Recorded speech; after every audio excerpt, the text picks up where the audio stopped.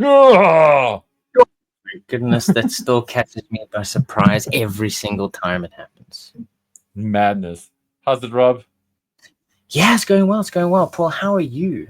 How's I'm today good. going for you? Today is going well, but yeah, I'm excited about this show, and with that excitement, let me point myself at the camera and go, "Hey, everybody! It's GI Joburg episode 367," Hmm? and Paul and Rob get classified or declassified about New York Toy Fair. So Yes, absolutely. yeah, because we have so much that we want to say about this. So much, in fact, that Steven's not here because he just won't get a word in. He has So nothing it's to just Rob say. and myself. It's It's got like nothing he to was like, say. "Are there any are there any O-ring figures?" And we were like, "No." Yeah, And he was like, "I'm outies. Thanks, yeah. guys." There's But like maybe one or two that he would want to talk about. No, guys. Steve's just transitioning back to Australia. So Rob and I decided we would hijack the GI Joburg airwaves. So here we are. So, expect. but Rob, to answer your earlier question, yes, I'm having a rocking one. Everything's all Woo! good this side. I'm very excited about the new announcements from Love Toy it. Fair. It's a good time to be a toy fan actually. Yeah, And absolutely. yeah, I mean, man. there's so much stuff coming out. And like it's not just like stuff we'd be interested in. Like I was going through articles online. I was like, there's stuff for like boys and girls and like everyone else in between, like Yeah, exactly. Rainbow Bright and new stuff. I mean, I saw stuff I didn't even recognize. I was like, okay, I guess they are still coming up with It's new ideas. It's not just all, it, you know, it's not dating just us all old like people. GI Joe Fine. and Marvel, like the 50th Deadpool figure or anything like that. Ugh. But if that's your jam, that's your jam. Rob, before we take things along, are you playing anything cool at the moment, or doing anything Video cool at the moment? games. Is it? Ooh. Well, I keep putting this off. I saw GOG, Good Old Games. Yeah. They recently, a couple of months ago, they did kind of like a release of essentially the original versions of Resident Evil and Resident Evil 2. Yes, they Kind of like did. Yes. not updated at all actually. It's just they made it playable on modern systems and Mm-hmm. kept it as close to the how it was originally when it came out. I Just making believe. certain things work, like Yeah, I video believe they've frame even. rates. Yeah, that's correct. And also, if I'm not mistaken, the PC version of Resident Evil is the only Hmm. version of Resident Evil other than the Japanese version, which is Biohazard, that has Hmm. the actual full color intro with it's uncensored. It's got the uncensored intro. Ooh, that's Because sexy.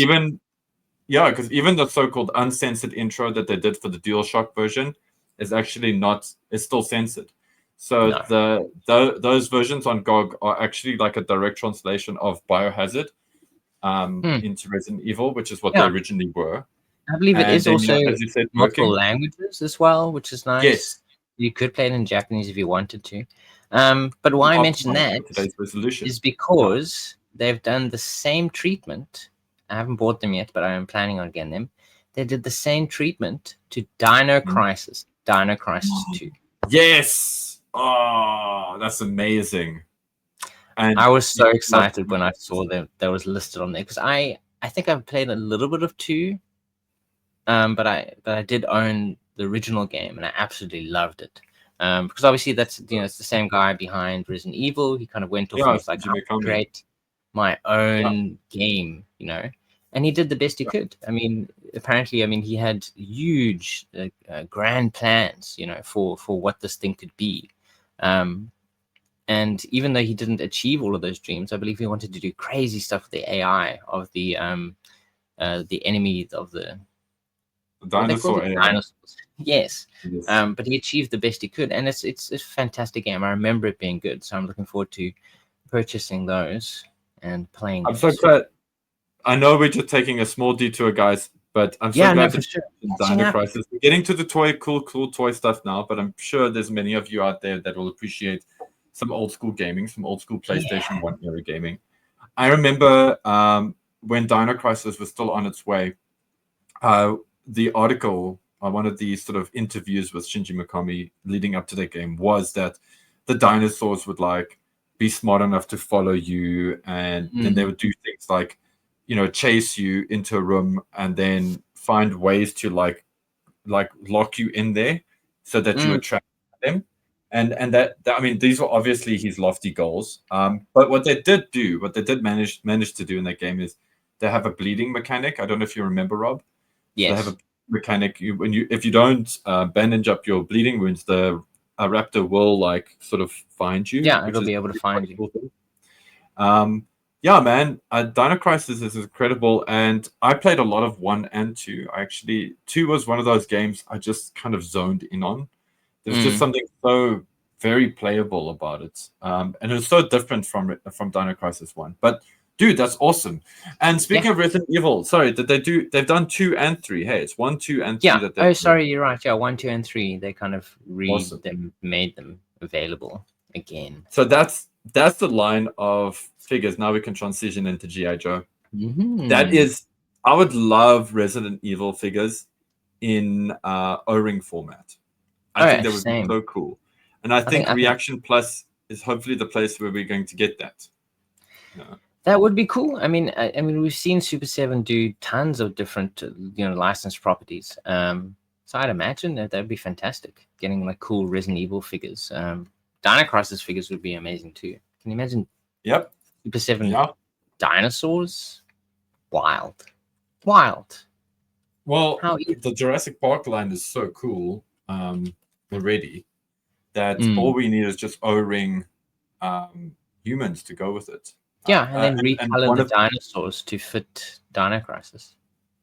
One of my favorite toys recently has got to be the it's the modern era style construction, but of Dr. Malcolm. You guys have seen me whip him out on previous episodes. Yes. Before. Love Dr. Ian Malcolm. He's so cool. Dr. Malcolm, and I've got a Dr. Grant as well, courtesy of Steve, by the way. Who actually so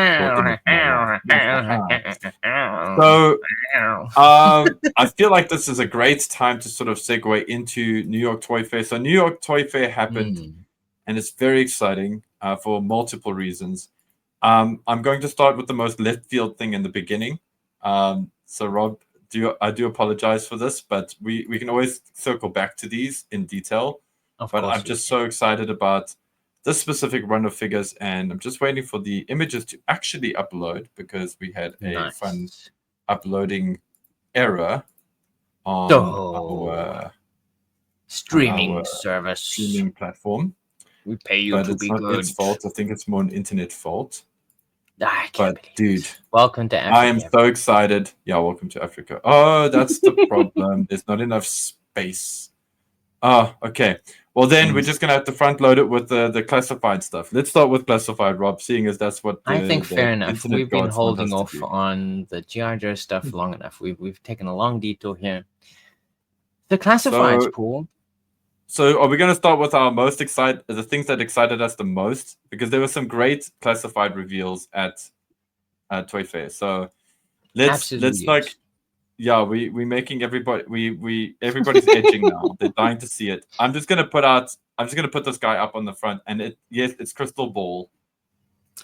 Fantastic, dude. This is a really good update.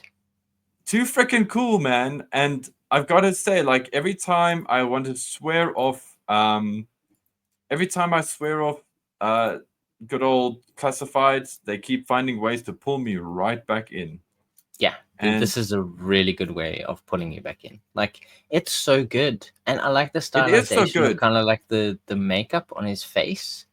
Yes, it's great, and he comes with like all these cool, like psychical, like demon, I don't know, magic weapony type things that I suppose show off his hypnosis abilities. I was going to put a picture up here for the YouTube folks, but yeah, he's got these green energy weapons and like a very Lovecraftian.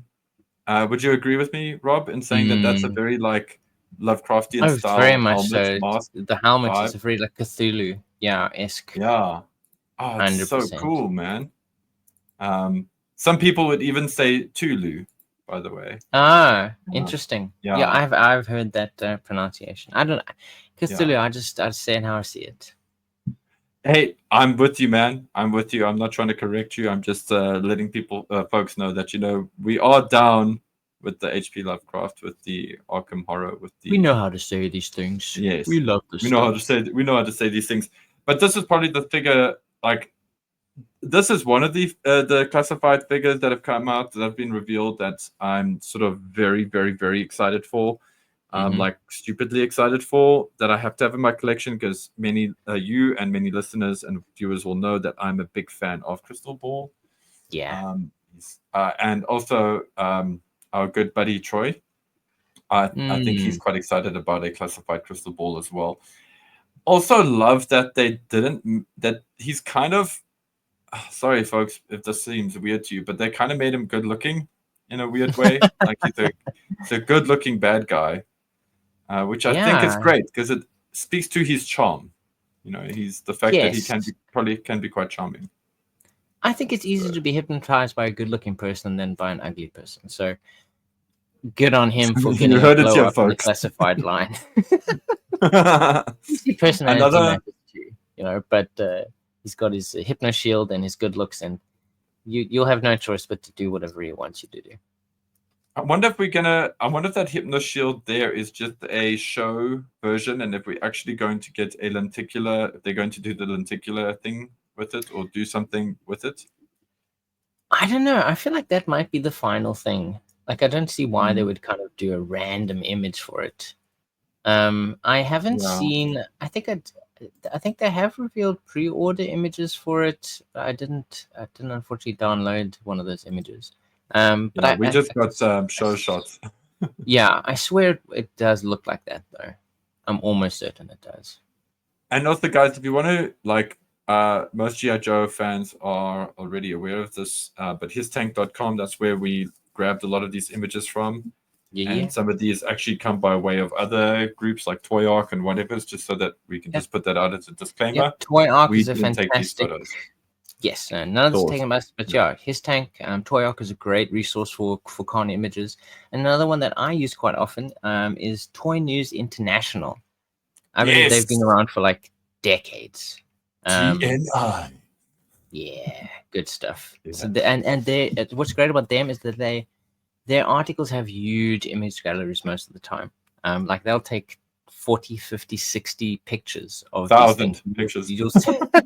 You're gonna see multiple angles on everything. And yes, some of the classified pictures I'll be sharing later are from Toy News International. So you'll get to see some of and, them if you're watching this on YouTube. Otherwise, go and check out the website and see it for yourself. sweet. Cool. And our the next guy that jumped out at me was Law and Order.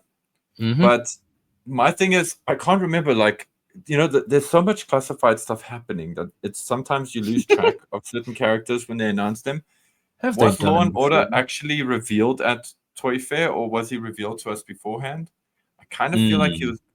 I kind of feel like he was revealed beforehand, but it's a great shot. It's an excite. I think it's an interesting looking toy. Love that he's got multiple hands, and Order is great with his little doggy suit. His His little little protection, like his little canine eyeballs. vest. I love it. I I love love it. it. It's very cool. Then something I definitely know is a new kid, and something that we've been wanting to see in plastic form is the Frag Ooh, Viper. Frag Viper. What are your They've thoughts, done dude? they've done something so interesting with this head sculpt. He looks, I don't know, it's weird. Like I can't Hmm, pin what it kind of looks down, what it looks like. It's a very interesting look for him. He obviously still comes with his helmet, which I think is a hmm. pretty decent rendition of his original. Um, yeah, I think he looks good. I mean, even they Yeah, even got the cable down, the cable that yeah. connects They these got the cable grenade very launcher. down. Yeah, yeah. Damn. And yeah, it's very exciting. I'm so glad they made this So guy. So I really love, as Rob mentioned now, something I love about this Frag Viper is the design of his face being, it looks like he's definitely been augmented somehow. He's Yes. got this creepy dead flesh kind of dead look to him. It's eyebrowless.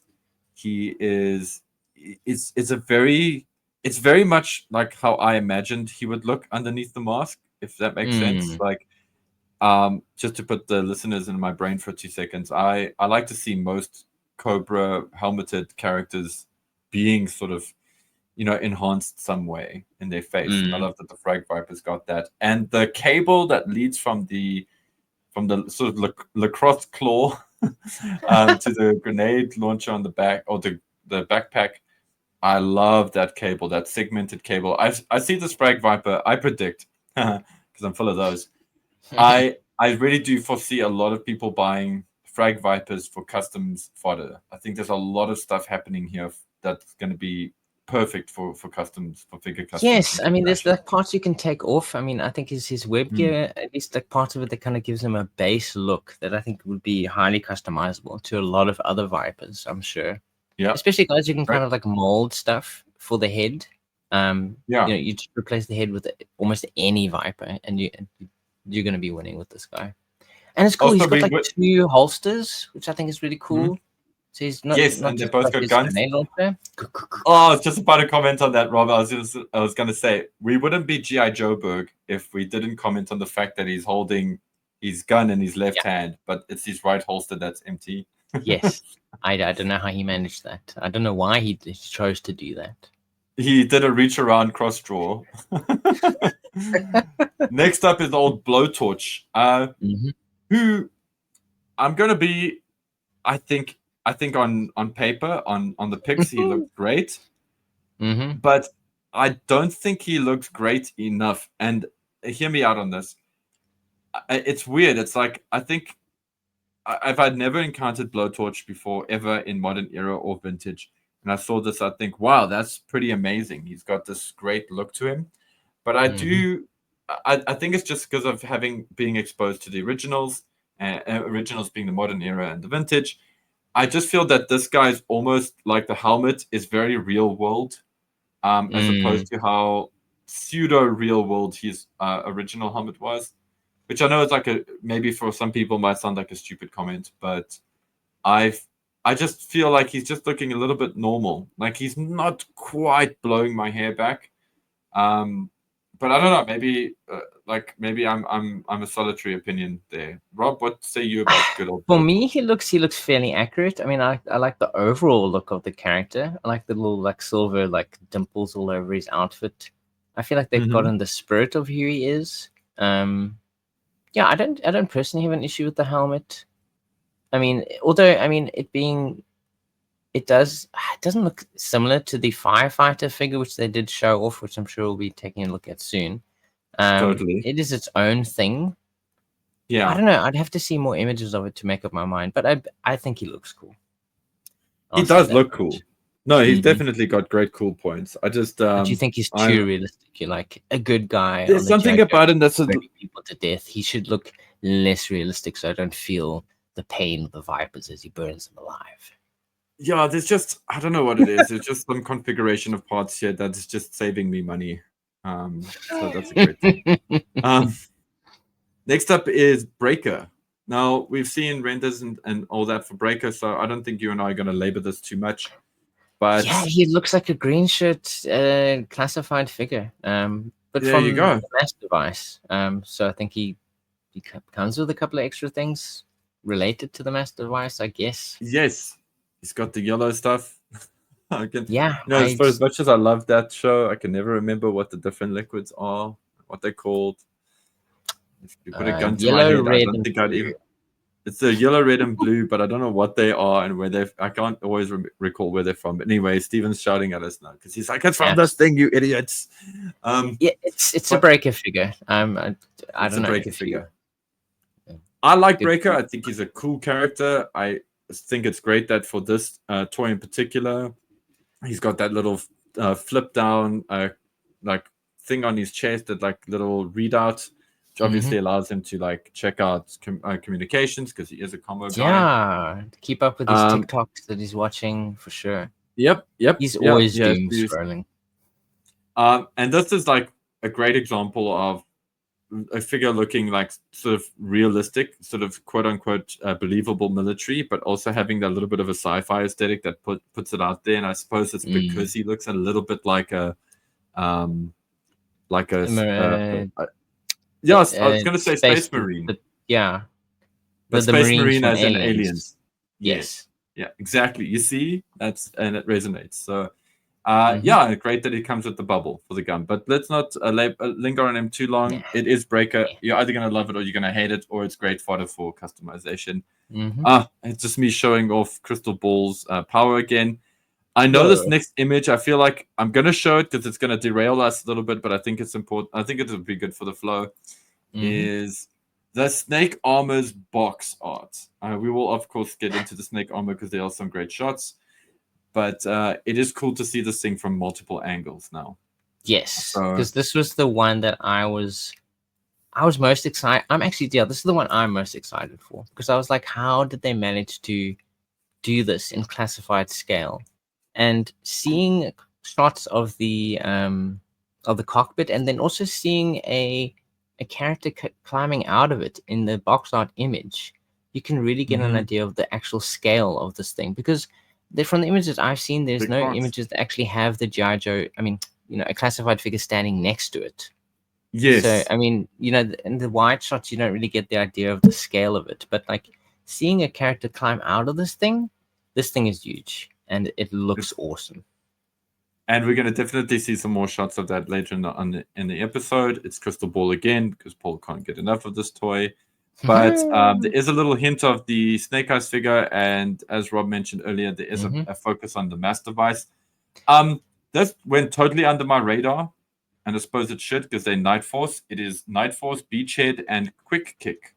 Yes. I love the idea of Quick Kick being part of the Night Force, and I love this concept for them. Quick Kick obviously having, well, not obviously, but Quick Kick in this case having like web gear. He's way like more body armor. tactical than what we're used to. Yes. I mean, obviously we're used to a bare-chested, barefoot version of Quick Kick, so it's kind of cool to see him more tactical and more military. I think this is a great win.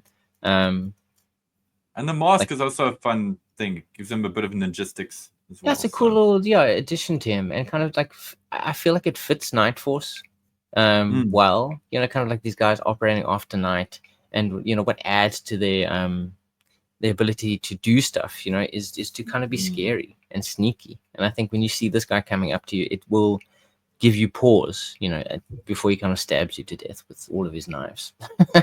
I sometimes feel like GI Joe is a code name for a military force that will inevitably end up doing wet work. But I suppose if you have to really take it down to brass tacks, I think Night Force is just a sneaky way of saying this is our wet works Black Ops crew. Yeah, no, absolutely. There's a brutality to them. Yeah. So. Yeah, and they kind of but anyway, moving swiftly along from them, I'm sure they're going to be some kind of ridiculous exclusive that we won't be able to get our hands on normally if we're outside of the States. Yeah. But I think a lot of guys are going to be very happy. And I reckon Classified Beachhead is an amazing toy. It's good to see him getting a repaint. And with what looks like very minimal changes, actually no changes. It really is just Art Deco or Paint Deco. Yeah. And his gun is a lot more sensible than his original that came with him. So that is nice. But I'm sure that the big draw to this, at least for me, is Quick Kick. So for all of us Quick Kick fans out there. Something that I'm glad that Hasbro's finally kind of switched onto this, and that is the modular kind of playset concept. They've got their like sort of, what is this called, Rob? I can't remember. It's like a battle bunker or something like that. It's kind of I suppose it was, yeah. Although this confused me. So now, is this something that they're selling, or is this something that they're just using as a display piece? It is something they're selling. Okay. Yeah, it is something that they're doing and so they obviously want people to buy multiples so that you can build them up. And for our listeners, if you guys haven't seen the pictures yet, they are all stacked up and can link together to kind of create walls and watchtowers. Yeah, it's kind of like do look a bit like porta potties. Yes, it's kind of like three pieces. It's like three sides of a square, and they kind of articulate where you can kind of like move the two side walls out, and you kind of do different things with it. And the great thing, as you said, they connect, which means you can. I mean, hopefully, depending on how they connect, I mean, like your imagination is as far as this can take you. You can build almost anything. Hopefully they're Starter not and time as well. overpriced. That's my only worry. I mean, you Yeah, don't want to end up paying like, I don't know, like the price of like I don't know, like a figure. Like I'd hope it'd be less than a figure, but I've got a feeling probably it's a will bit be. more because I keep thinking it's bundled with a figure. Hmm. I can't quite remember. I'm sure somebody will tell us in the comments, but Yes, please do. I'm glad that they're finally doing it. It took them forever to come around to this idea, or for them to greenlight this idea, because World Peacekeepers, they actually have similar things where it's like parts of buildings and whatever's. Mm. And I would actually buy those every time I was going to like Northgate Pick and Pay in Mm. like 2008, even away into 2013, around there. I was often just buying those packs just for those walls because they're so cool in my toy shelf, you know. Snake Eyes. Yes, of course. They've done another Snake Eyes figure. Big surprise. Yes, but based off Why is his this one look different, in Rob? Tell our the, listeners. it's Yeah. based off his look in the one cartoon when he's kind of like radioactive and he's got. It's also from Mass Effect device, isn't it? Mass Device. Mass Mass Device. device, yes, Mass Effect. Mass Effect. My name is Rob and I approve of this podcast. So it's the cartoon version of him, and we've previously seen him done by, it was Super7, wasn't it? They did a kind of like a In their deluxe reaction pack. line, yeah. Yes, but now we actually That's get a right. classified version, and he comes with a polar bear, a laser rifle, and a couple of other things. It's Pink hands. Pink hands. Pink hands. That's a big addition to the Snake Eyes mythos. Yeah, Yep. I think it's quite cool. It's a great version of him, and it's a version I don't think we've had before. You know, I mean, even just the tooling of it, I believe, is slightly different from previous versions. Not just the pink hands. I mean, would that be I've got true? mine. Actually, to a degree, yes. Actually, wait, hold on. I just want to Yeah, go back one image. I just wanted to double check something on him. because I think someone mentioned like the head sculpt is slightly different. It has the Yes. those little slits in it, which I think matches closer to his look in the cartoon rather than any comic or toy figure that's been made before.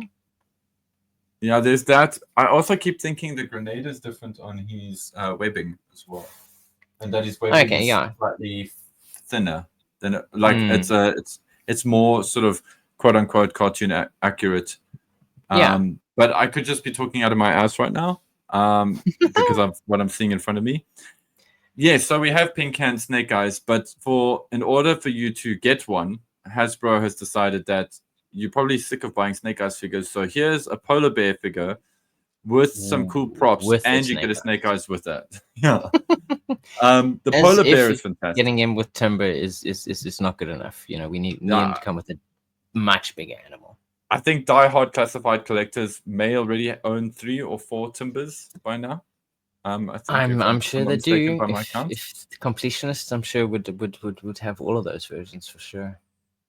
So yeah, so you get a great polar bear figure. This is going to be cool for your I think this dio is great stories and fun, for the and I'm photography. sure the Yeah, I people think so too. I'm sure the people that created this were kind of like over the moon. They're like, how much Yeah, fun it's is a this going cool to be to toy. articulate a bear as opposed to, you know, like doing the same articulation again for, you know, the umpteenth figure.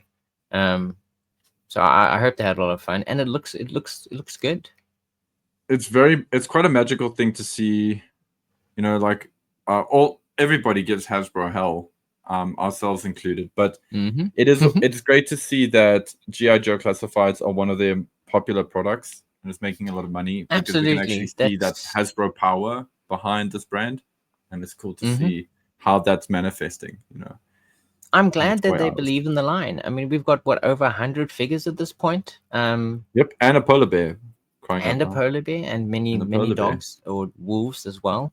Yeah, I'm very happy that the line is going strong, and I'm glad Hasbro hasn't preemptively screwed it up, you know, by like canceling it or doing something else stupid to the line. Yeah, we're so nice. Love you, Hasbro.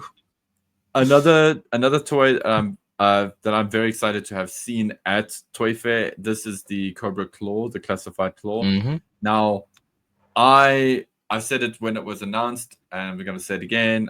I'm definitely getting myself one of these. They're great. I don't Heck mind yeah. having to get another Cobra Trooper. Thankfully, it's a female trooper, so that's always that's at least adding to it, which is great.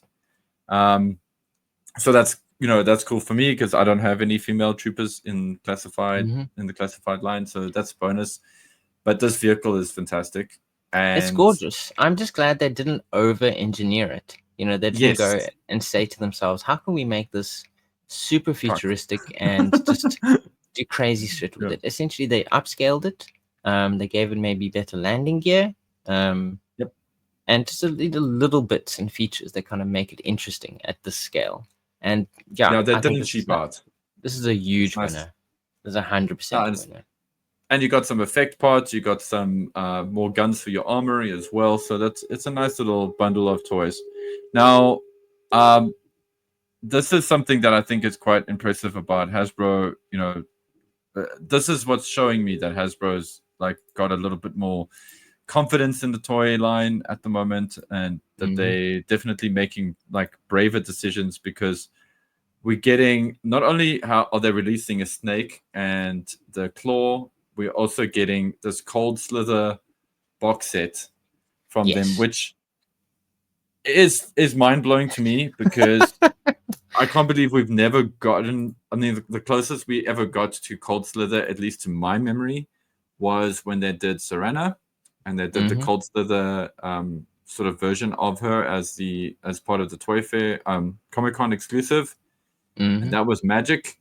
But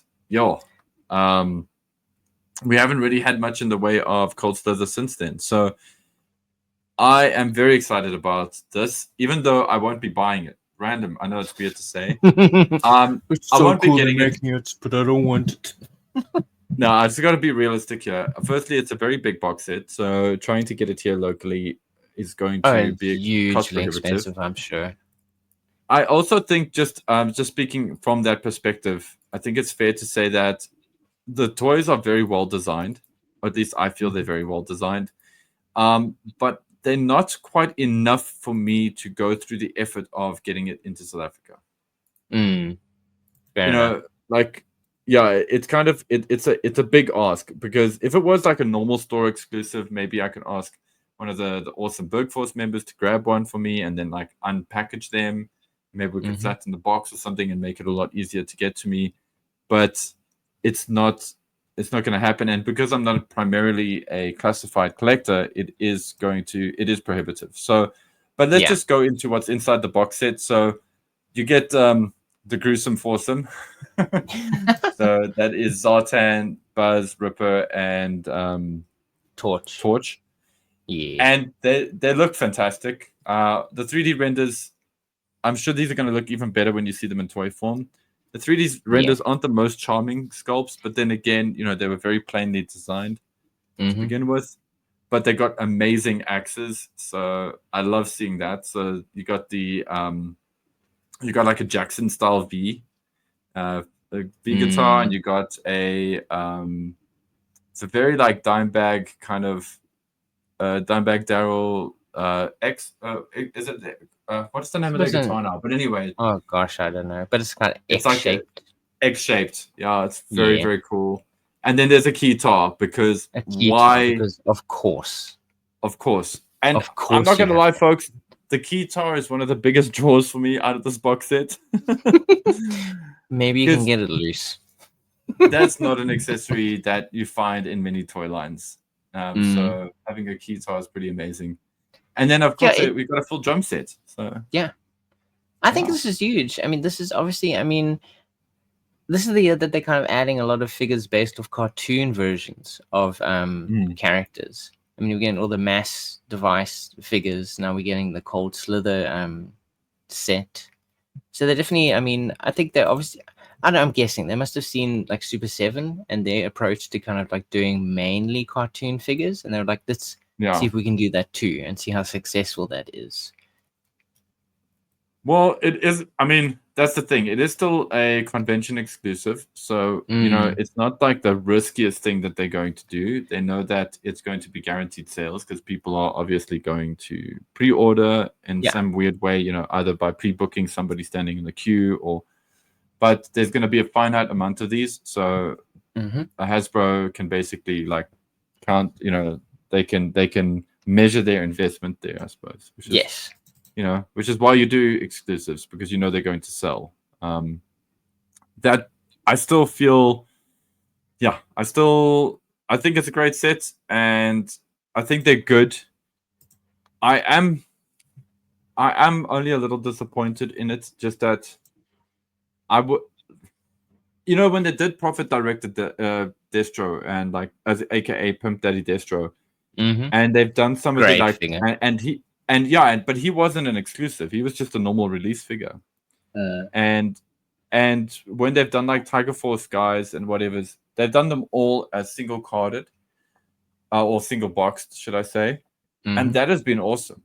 And so I was kind of in my heart of hearts hoping that if they ever did Cold Slither, that they would do something like that. But I Like a definitely see general the release. appeal. Yeah. And I see the appeal of the big stage box set, because you got the characters in situ and the context is there, and it's much easier to explain to a normie or to a non-Joe fan, should I say, that's what it's about. Otherwise, people will be like, "What rock band is this? Why have you got toys of this rock band? Like I don't recognize these guys. They're like Who are weird." these guys? Yeah, so like I do see the merit in both sides, but it would have been cool if they did them as regular releases, as single cards. Maybe even made the drum set as a builder figure, distributed parts of the drum set amongst all of them. And but if also, they where's did Serrano? that, well, Yeah. I mean, I'm sure they'll get around to it, but if they did that, then you wouldn't get this beautiful stage when you open up the packaging. Yeah, well, that is the thing, right? I mean, Like, that is that's some beautiful presentation. and that's what you want. So you got that big stage. It's got the characters in context. They're in situ as well, like they're in the on the platform. You You'll want be that full joining them soon. experience. You want that Why 100% isn't there a experience. sound box?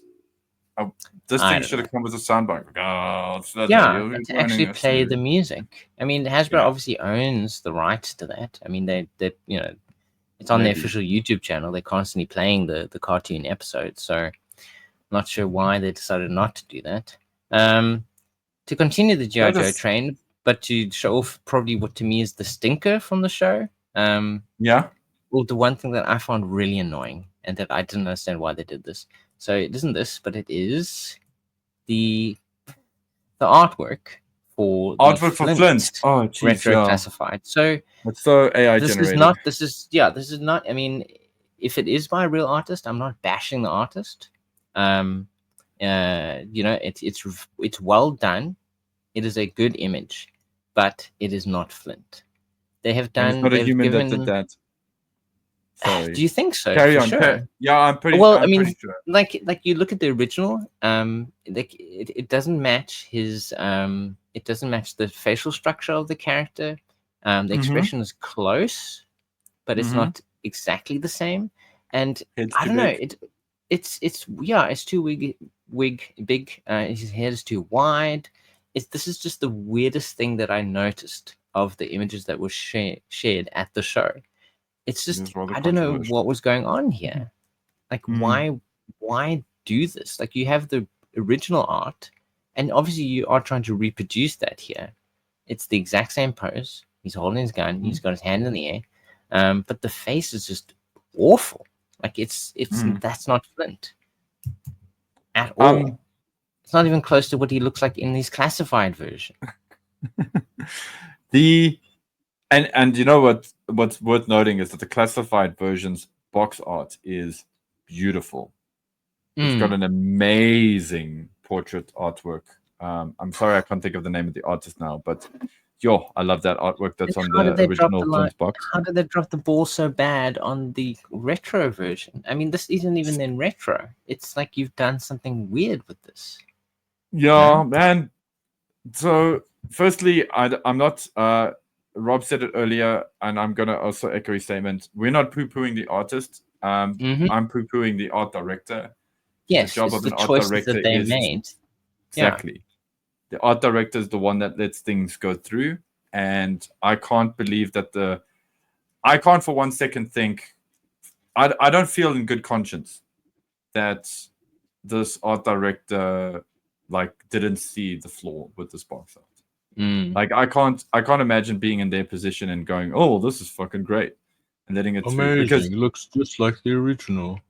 but I think this is generated, and I think that's and I'll bet money on that, on it being generated. And there's the coming back to the art directing side of it, is this is a situation where the art director got this to get it signed off.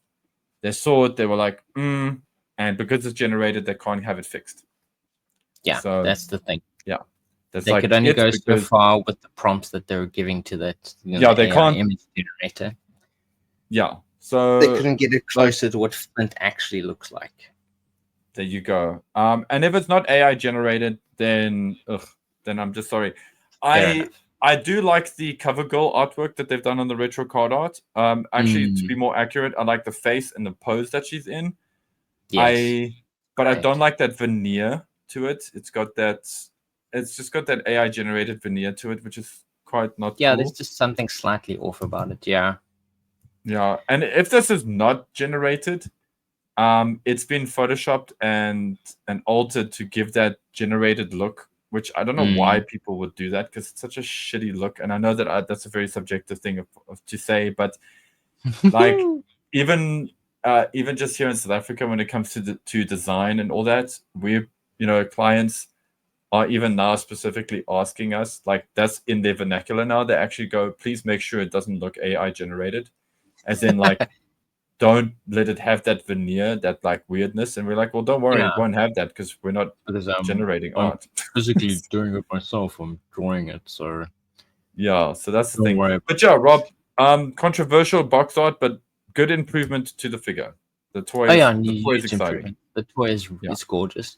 But coming back to my favorite thing from the show, it's the snake armor. So we showed off the box Yeah. art a little earlier. But yeah, we actually got to see the figure itself. It's fantastic. Like it's a great boy. it's a great reinterpretation of it, because obviously with the original O-ring version, it was essentially like clip-on armor that you kind of attached to the O-ring figure. Well, this is kind of like well, the thing I compare it to is Votomes. So Votomes is a older anime No, like series a scope dog. from Yeah. a scope dog from Japan, where essentially you are the pilot of this thing, and we do get to see the cockpit opened up, and you get to see that the character sits inside there very comfortably. He's got straps going on there, and he has like little columns that he kind of uses to control it as well. Yeah. Which makes me wonder, is the person in here still being brainwashed to do this thing? Or are they in control of themselves? Because I mean, that'd be a big departure, like compared to what the original was envisioned as. It's kind of like put your enemy into this thing and Have them serve make you. it difficult for them. Yeah, make them serve you and make it difficult for their friends to shoot at.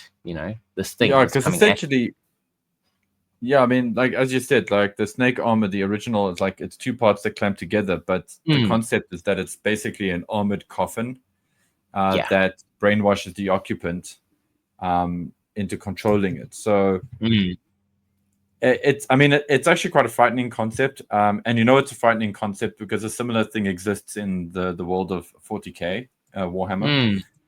You get a penitent engine, and you get a dreadnought. They kind of have that kind of concept in them. So yeah, Rob, a part of me feels like that the brainwashing isn't so much a thing here, because the box art shows Cobra troopers coming out of it. Yeah, kind of coming out of it. But then also at the same time, there's also a nice like close up. You can't quite make it out on this, but like the screen that it uses, I can't tell what that image is that we're kind of seeing on that screen. It almost feels like it's kind of some sort of weird picture. Yeah, I think Lenny did kind of zoom in on this on their video, and he did kind of like go into what it is. I can't for the life of me think right now, but I know that it. But I know that the one thing has a bit of a scrambly, bambly kind of maybe a brainwashing vibe to it. But for the most part, listen, if you're an old school Joe fan and you know about the brainwashing feature, then I think bring it into this lore, into Yeah, these into toys. your clay, into your dios for sure. What I'm very impressed with on the snake armor is the fact that it's kind of the classified answer to the Joy Toy mecha lines that have been coming out. So if you guys are not familiar, go and look up Joy Toy. They do a line of 1:18 and 1:24 scale mecha that you can actually pilot. You can put pilots inside them, or toys inside them to pilot them. Great. Another line that is similar to that is Acid Rain, which offers a similar feature. So Yes, it's very cool to see Hasbro doing the like same taking thing. this on. It's because it's Yes. crazy. It's gigantic. I don't even know how much this thing will cost. Because I mean, Yeah. you obviously get the the exclusive, the I don't know, exclusive, the bigger box sets when you have like 2 figures or a figure and a vehicle. And from what I've seen, this doesn't come with a figure, or at least from like from the what I box understand. it suggests it Yeah. does, because I mean it's such a big thing. Including a figure would probably be insane. Rob, have you got a shot of this where we can possibly see it from the side, my dude? I just want to just double check From the something side, before I spout have- lies at ooh, our it's- listeners. I think Okay, that's the what I wanted to see. front is this. So there's kind of like a 2/3, I suppose, from the front. So this could have very easily been in a clunky kind of toy, sort of. It could have been a very clunky toy. It could have just been like, dumpy arms and legs that move. But it does seem to have. It's definitely got elbow articulation, and it looks like it's got a swivel arm as well. But the legs, the knees also seem to bend, and that's classy. It's nice to see that, because Hasbro could have gone. They could have cheaped out, and it's not like they haven't just before. 4 points of articulation. They could have just done that. Yeah, shoulders and hips and be done with it. But there seems to be a fair amount of movement from the way that they have posed it at Toy Fair, and in these images that we see here. And the internal details are really, they really are like worth writing home. And the way it about. opens up, kind of like the front kind of slides, kind of folds forward, and then like the head part kind of like goes back. So it feels like it's it's a nice little intricate movement of the opening sequence. It's so cool that I've also watched a video of this being opened, so it's got like these different releases that you do first before you slide out. It's very clever. The box does look big. It doesn't. It's not called Slither big, so maybe not too difficult for us to get. But Rob, maybe we have to ask Uncle Steve to get us one in Australia and sit on it for a while. Yeah, he's probably going to save a lot of money by buying it there. But so we'll be going. Save us a lot of money by buying it there. 100%. So we've been going about the snake, but I think there's one figure that kind of stands out. As one of the awesome figures that came out of this entire thing, and is what is it called, like the Legacy Collection or something, like that. Yeah, I don't know. Yeah, it's the Firefighter. We're talking about the Fireman. Yeah, the Firefighter.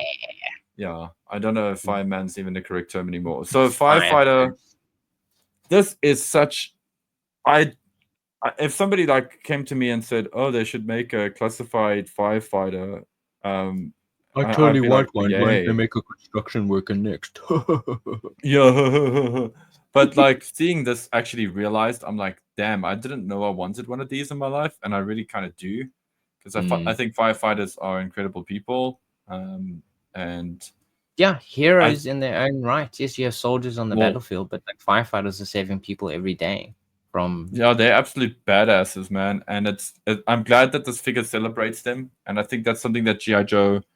It's good that GI Joe is kind of going in that direction a little bit as well with these kind of toys, just celebrating the different sort of roles, the different types of heroes you get, and not just limiting them to being military.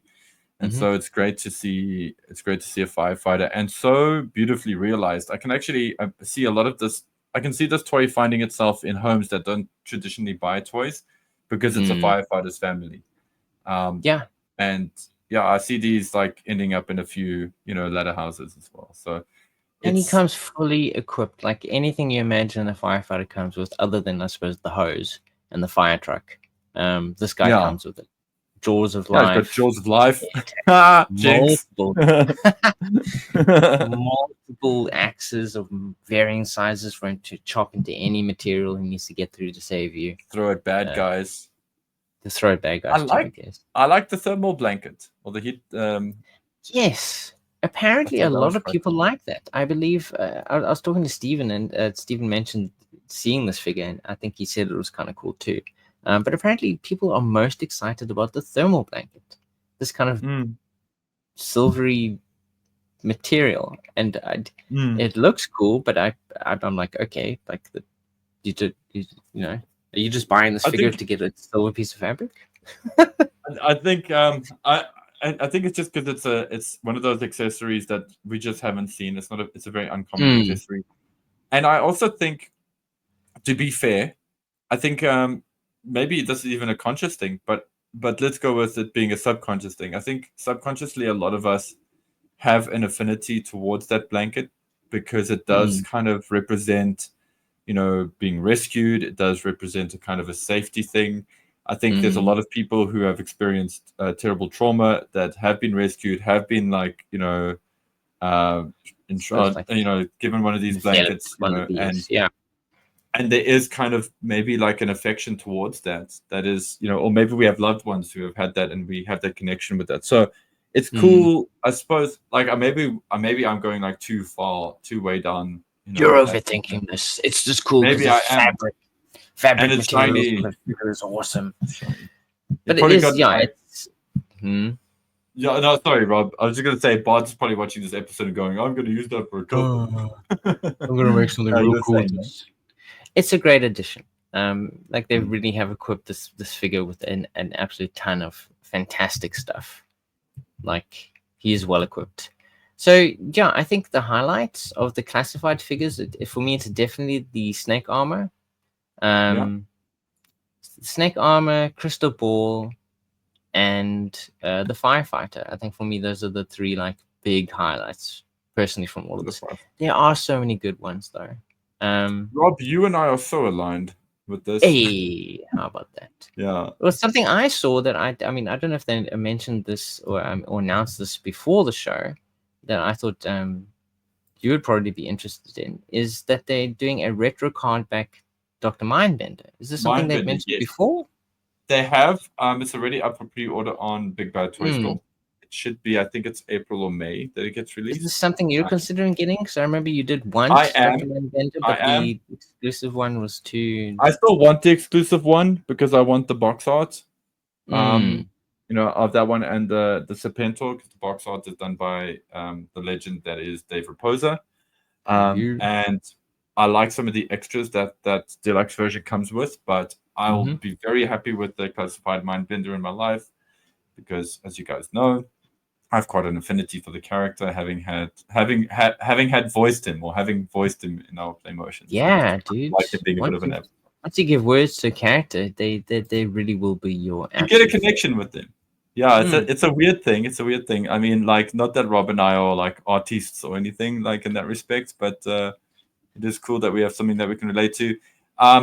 Also, not mentioning the claw because that's been announced before. So I didn't think it would be, but yeah, I was not expecting to see Crystal Ball. Definitely top of the pops for me, and I think definitely Cold Slither is something to get excited about and be excited about. I think there's maybe tons of people who love that thing. And the Firefighter is, the Firefighter is also a big surprise. Rob, you and I are 1-for-1 excited about the same things at the show. Can't believe it. I can't believe it. Keeping it GI Joe. Oh, sorry, Rob, you're going to ask me? No, I was going to say, what else are we going to look at tonight? What's another focus for us? We are a GI Joe podcast, so I do feel like we should focus on the next piece of exciting GI Joe thing. And this, for me, guys, I know people have got a lot to say about the Super7 O-ring line. I love them. I'm not saying they're perfect, but then they do a wild bull like this, who is not a character that I'm like super, super in love with. But this toy is just the version of him that I dig from the cartoon. It's the version I know. Yes. He's got a orange flight suit. He's got the communications device or whatever that can sling around him. His gun's got a little white handle. It's cool, man. I think the original is cool, but I think this version of him for a lot of people is the iconic version that they see in their head when they think Wild Bill. because you see him all over the cartoons in this outfit, and those cool dark shades that he's wearing. And Like, the you pitched think up Wild hat, Bill's the man. what you see. I love the hat. Like they went cowboy with the hat, and it's great. Like, so thank you, Super7, for that one. That's a goodie. And now I have Snake Eyes envy now because you and Steven's got the Super7 Snake Eyes now, the Reaction Plus version. Guys, Yeah. the story goes, I bought Rob, Steven, and myself a Reaction Plus Snake Eyes from a local dealer. From We a were like, local yes, store. content fodder, but also cool to own. I was very excited because, firstly, if a toy is in my geographical region, it definitely makes it a lot more appealing. I wasn't really initially going to get Super7 Snake Eyes, Super7 Reaction Plus Snake Eyes, but because he was as close as being in South Africa, I was like, hey, you know what, why not? And let me get one for you and Steve, because it'll be cool. Then we all three of us have, at least the one Super7 figure that we can all share. Anyway, this place sends me a message after I do the order saying, no, they only have one Snake Eyes in stock. So I'm like, and they have a Duke, and that's all they had. So that's all they had left of any Super7. If you guys have watched the video when Steven and Rob get their figures, sorry for the small spoiler, but they now own Super7 Reaction Plus Duke and Snake Eyes, which are two figures that I don't own yet. So it was great and really awesome to watch a video as you guys unboxed that, and I got to be there vicariously with you, enjoy the figures with you vicariously. And as I said to you guys in the group, it felt real time in the sense that I felt like I was watching a live stream. I felt like I was so there. It was a very like transportational experience. Anyway, that was a very long walk for a small glass of water. But yes, we got a cartoon version of Snake Eyes. And I do like this version of Snake Eyes from the Reaction Plus because I like what they've done with the visor. It is very much the cartoon version. He's got that dark blue color. And I'm feeling the Snake Eyes in a big way. The sword looks a bit small. I'm not going to lie. Like, let's not always go into the sizes of swords, but that doesn't look like it's meant a sword. to be accurate to the cartoon. I mean, maybe that's what they're going for. They're kind of trying to size it more to a kids' cartoon-friendly size sword. All I'm saying is this is why Scarlet goes to Duke, bro. At least in the cartoons. At least in the cartoons. So that was exciting. I didn't think I would get excited about Snake Eyes. I won't lie to you guys. I'm a little bit disappointed that there's a slot being filled by Snake Eyes again in this line so shortly after releasing one already. I was kind of hoping for a new character. It's perhaps why I'm a little bit more excited for Wild Bill than I would normally be. Yeah, but it's just nice to see another new character. Yeah. Exactly. Especially after doing, that big hulking barbarian guy and the fluffy, his face all fluffy. It's like you guys are really hitting it out of the park, but choosing like out there choices to make your figures in your series and making you stand out from like what has come before. Makes it damn safe all the time, but I get it. Snake Eyes help sell units, so. Yeah, for sure. It's almost like they feel they have to have one Snake Eyes in each wave to kind of like justify being able to have the rest of the characters, because they know Snake Eyes will always sell, even the people who don't know GI Joe. If they know no one else, they know Snake Eyes. Exactly. And another controversial figure from Toy Fair, I'm sure you would agree, listeners and Rob, is Cold Slither Zartan through Super7 Reaction. It's I had a lot to say, but I want you to say things first, Rob, because I know you also have things to say. I mean, obviously, there's some sort of synergy they're trying to go on here with, with Hasbro doing the course of the set. They were like, okay, we see you guys. We're going to also do something similar to that to kind of like ride the Cold Slither wave, as it were. But, which I'm sure Paul's going to say as well, it's just Zartan. It's only Zartan. It's not the entire team. I mean, yes, with the Hasbro set, we can complain there's no Zorana, but here we're only getting the lead singer of Zartan. We're not getting the whole band, and having a unique variation on Zartan, is cool, but it's the Cold Slither version where it's like he's a set, you know, with him on his own. It's almost meaningless actually. Yeah, make this figure. it kind of is, but okay. So in our last episode, you guys may have heard Mark Van Leeuwen, his comments and opinions on Zartan.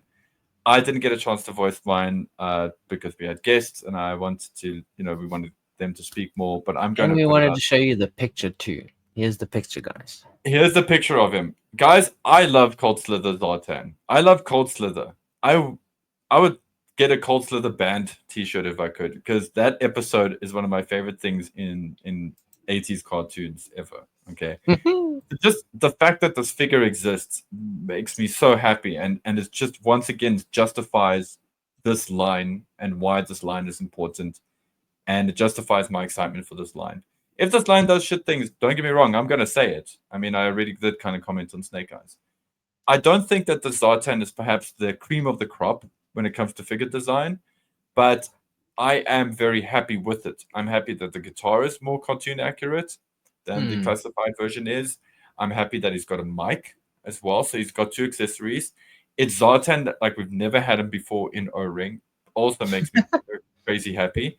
And I don't want to speak too soon, but one of the biggest criticisms, Mark levied this critique or criticism in our last episode, and I have heard it around, and I also share it. The eyes aren't sculpted, right, on the Super 7 figures, which a few reviewers have commented on. This Zartan's eyes are sculpted. They're not just going on. Exactly. Well, there we go. So Super 7 is listening to people. They're listening to the reviewers. They're listening to feedback. They're trying to make these figures better.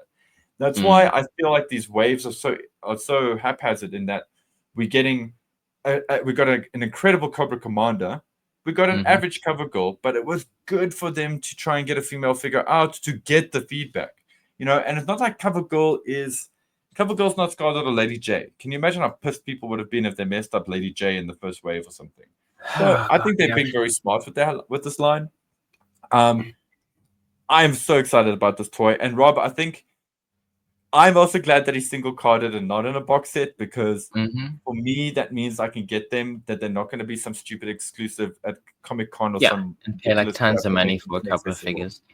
But exactly. And knowing Super 7, we're gonna get the stuff. We're gonna get the drum set. They probably will give us that stuff. Yeah. But to play devil's advocate, to my own opinion, that like it should come with all the other guys. If you are going to do only one from Cold Slither, you would do Zartan. Because the look of the Zartan is more of a departure, I think, from the base look of the Dreadnoks. So like you could possibly still pair this version of Zartan with Ripper, Buzzer, and Torch, and have it still look passably good as like a band, because like he has to look like the band version of himself. Well, they to a certain degree don't have to. So you can, if you already own the vintage toys, or if they can, eventually do their own versions of the Destros of the Dreadnoks. You can paint those up yourself or do something with it. If they are going to do only one figure from Cold Slither, you have to do the Zartan, because you're not going to get this version any other way. Well said, dude. I appreciate that, and I feel the same way. And I also want to bring people's attention to 2 little interesting tidbits on the box art. Excuse me for 2 seconds. Pardon me, guys. I'm going to mute. Paul is having a gigantic coughing fit. He's passing out. That is the weirdest frog in my throat I've had in a long time. Throat was tickling.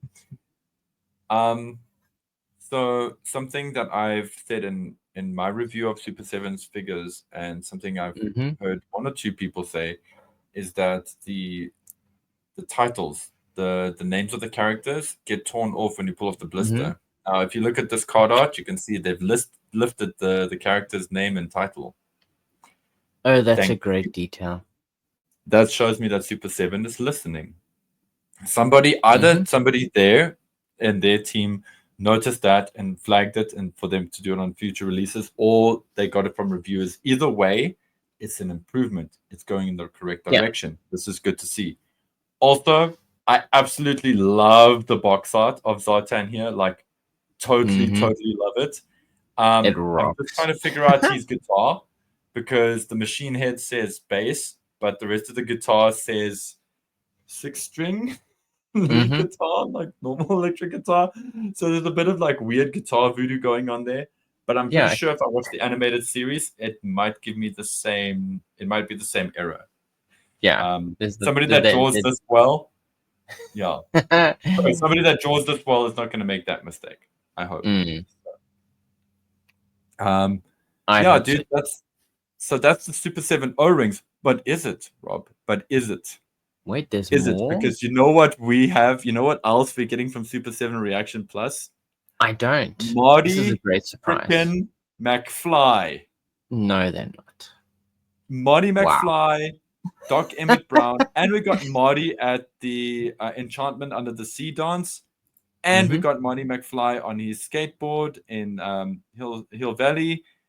I didn't ask for this shit, but I'm so happy it's happening. Like, they just want my money. But wait, kids, it doesn't stop there. They've just decided to do the monsters. I mean, not the monsters, the classic horror movie The Universal monsters, so the Hammer Horror Monster. stuff. Universal horror monsters, thank you. And we got Dracula, and we've got the creature from the Black Lagoon, and we've got the freaking Wolf Man. I mean, this is why I'm not buying a classified Cold Slither set, because all of that money is going to go into getting some of these crazy ass O-rings. I love this shit so much, dude. The funny thing is, like, before seeing these and you telling me that these exist, I hadn't considered that Super 7 would expand their Reaction Plus line to include non-GI Joe figures. To create non-GI Joe O-ring figures.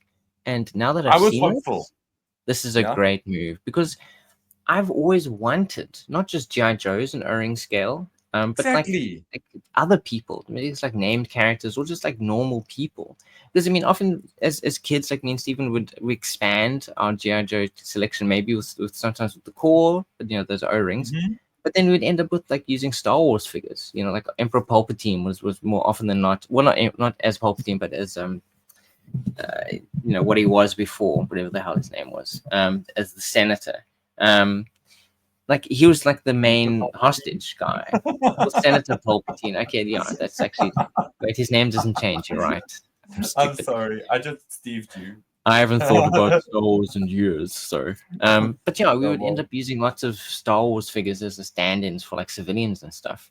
And this is so cool. Like, this is probably one of the coolest things to come out of Toy Fair, is to see Super 7 expanding the Reaction Plus line to include non-GI Joe figures as O-ring figures. That's brilliant. I was so hopeful that they would do this. I'm genuinely surprised that it's happening so quickly. I actually thought that they would run this for a year first before we saw anything else that was licensed. And here we are. I mean, we did it. I think it's one of our coolest podcast episodes is when we spoke about properties and franchises that we would want as O-rings. Yes. GI Joe style O-rings. And guys, please go back into the time machine of the GI Joburg YouTube channel and go and find that episode. And you can actually hear what we wanted then. And I kind of would love to do a retrospective on that episode after maybe a few more Super 7 Reaction Plus figures have come out. Because I mean, like it feels like the possibilities are endless now. Like, and see exactly what we wanted then and what we get now. Also, well, I'm sure you mentioned Ghostbusters. Okay, Super 7 didn't do it, but Hasbro did it themselves. I mean, that's a huge win. But this is crazy. I really hadn't thought about this at all. It's insane, man. It's like think about everything that's already come out in Reaction already, right? So Predator, Karate Kid, Alien, Aliens, freaking Twin Peaks. You know? Insane. I don't know. It's insane. And because obviously Super 7 is it's owned, it's part of Funko. Yeah. Is that true? So that means essentially actually the sky's the limit. Like anything that you can possibly think of can potentially become an O-ring figure. Wrestling figures. Teenage Mutant Ninja Turtles scaled Fucking A. O-ring. He-Man, Motu. Skeletor. Yeah, Yeah. that was my next thing. Have they done Thundercats? Terminator. Terminator. Hey. Insane. Okay. Yeah, we man, have to put a pin in it, guys. We're gonna revisit that topic. We're gonna revisit this. Like, it's a great thing. So yeah, this is why if you guys were like, but Paul, you love Cold Slither so much. Here? Why aren't you more excited about the classified box set? And another thing is, Well, now you that know. box You is only have gonna to be wait huge. 15 minutes, and he told you. Yeah. And in a box that size, how many O-ring figures can I pop into a box that size? And that's really great and awesome for my collection, because it means I get to keep my collection in a cool state. I can display more of them at times. I don't have to have my shelf space taken up by big toys like the classified line. This is generally always my argument against classified stuff. It's just or anything at any larger scale. That has always been the reason why I think Stephen and is always focused, hyper focused on 3 3/4 inch, because they are perfectly scaled to display them or to own them, along with tons of vehicles that are well scaled. And that's why O-ring is always been the best. The play motions we can do with that stuff, man. Like, it's just so cool. Anyway, so for me, Super 7 has definitely won the show. Has definitely won New York Toy Fair for me, at least, not necessarily for GI Joburg, but for Paul of GI Joburg, it's definitely won it. But I feel like we have to mention these guys that are working all the time fighting crime. Fighting crime. So M.A.S.K, or as I like to say to now annoy Stephen, M.A.S.K Crusaders. Which I hope has made his eyebrows up a little bit. he's like fudge you, Paul. He didn't really say fudge. What do you call them that? Whoa. Okay, so I'm gonna say something a little bit mean right off the bat. How could you? I can't believe how ungrateful a lot of the fans are towards this line.